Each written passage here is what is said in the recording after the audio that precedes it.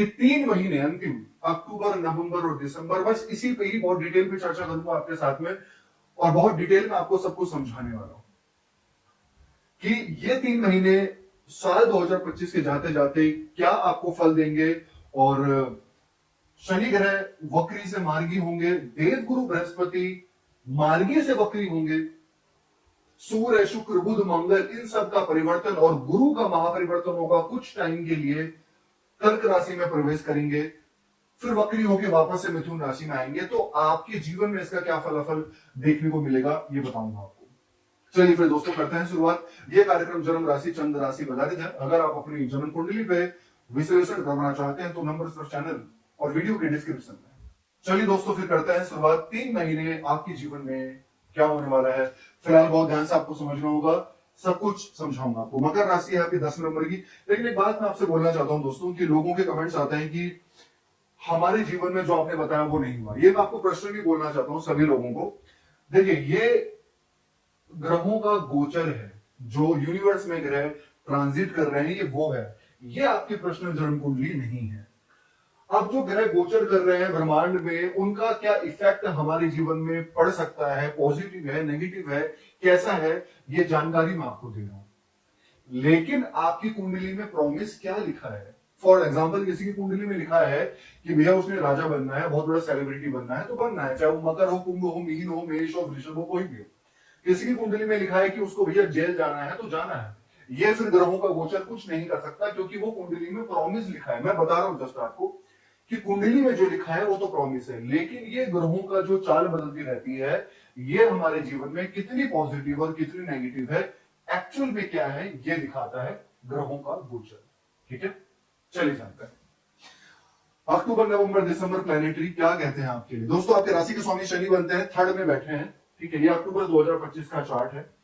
आपके 6th में है बृहस्पति, आपके 8th में है केतु और शुक्र, आपके 9th में है सूर्य, आपके 10th हाउस में है बुध और मंगल विराजमान। ठीक है, राहु आपके 2nd में है।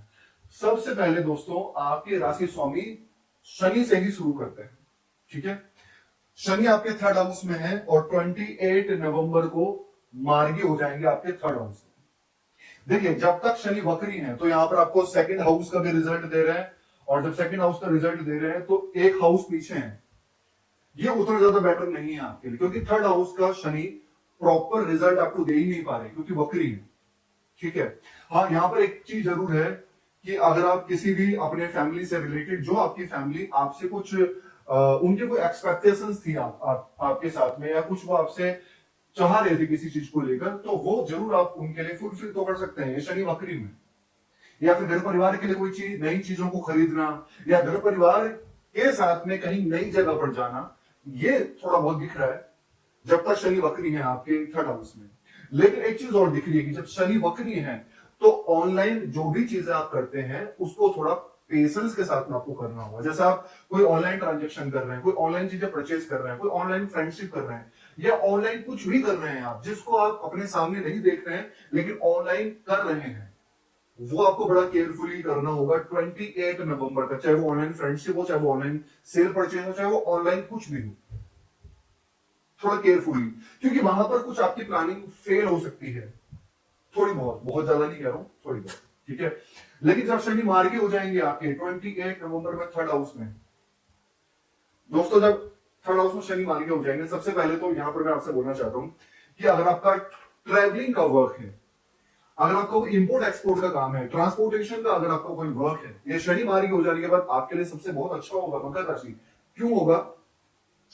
3rd हाउस जो होता है ये होता है ट्रैवलिंग का, शॉर्ट ट्रैवल का माना जाता है ये। ठीक है, तो आपके ट्रैवलिंग से रिलेटेड वर्क अच्छे होंगे। आपका जो इन्वायरमेंट है, आपका जो सोशल है, समाज है, अगर आपका सोशल इन्वायरमेंट सही नहीं था या आपके साथ में सही नहीं था, तो वो चीजें यहां पर बेटर हो जाएंगी। Shani aspect to 12th house, जब मार्गी शनि की दृष्टि आपके 12वें घर में पड़ेगी, या तो फॉरेन ट्रैवल का सुख, या अगर आप फॉरेन में रहते हैं, आप विदेश में हैं और विदेश में आपको नौकरी नहीं मिल रही है, तो जॉब मिलने की पॉसिबिलिटी आपको बहुत अच्छी है 28 नवंबर के बाद।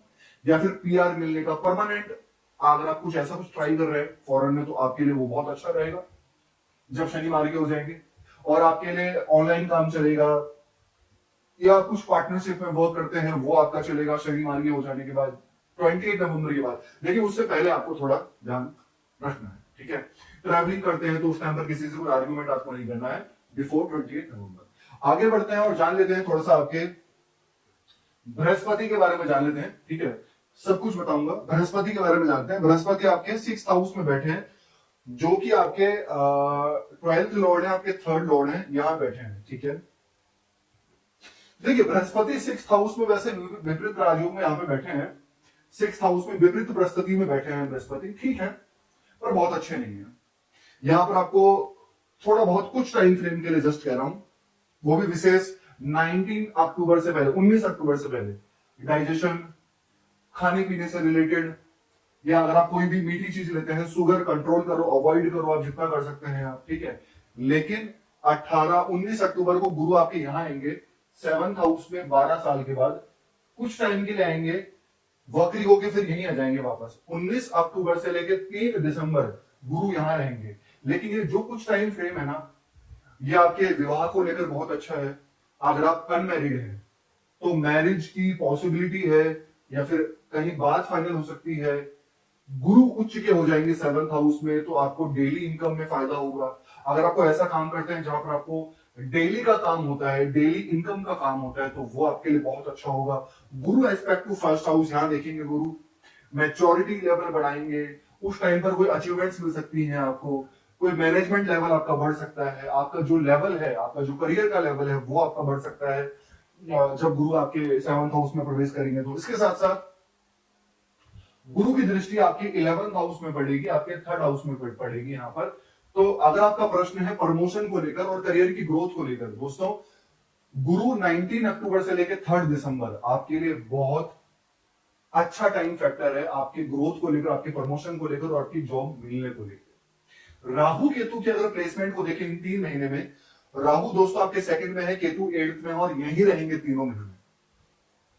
राहु 2nd हाउस में सबसे पहले तो आप अपनी वाणी पर कंट्रोल करो आप, ठीक है।